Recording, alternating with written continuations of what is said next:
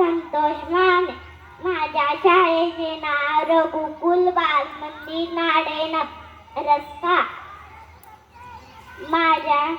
मी आता senior KG मध्ये शिकत आहे. माझ्या टीचरांचं नाव पानसकर टीचर.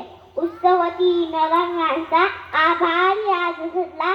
नतमस्तक मी सर्वांना ज्यांनी भारत देश घडविला. सन्मान्य व्यासपीठ, ईश्वर तुल्य गुरुवर्ग आणि इथे जमले माझ्या छोट्या मोठ्या बालमित्रांनो, तसेच इथे जमले माझ्या देश बांधवांनो, सर्वप्रथम तुम्हा सर्वांना स्वातंत्र्य हार्दिक हार्दिक शुभेच्छा.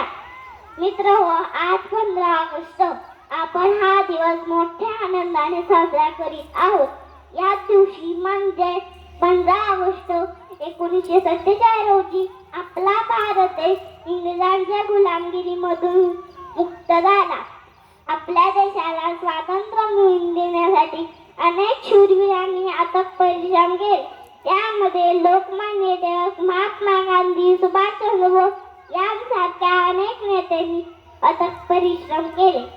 जेव्हा देश स्वतंत्र झाला तेव्हा भारताचे पहिले पंतप्रधान पंडित जवाहरलाल नेहरू यांनी लाल किल्ल्यावर ध्वजा फडकवला.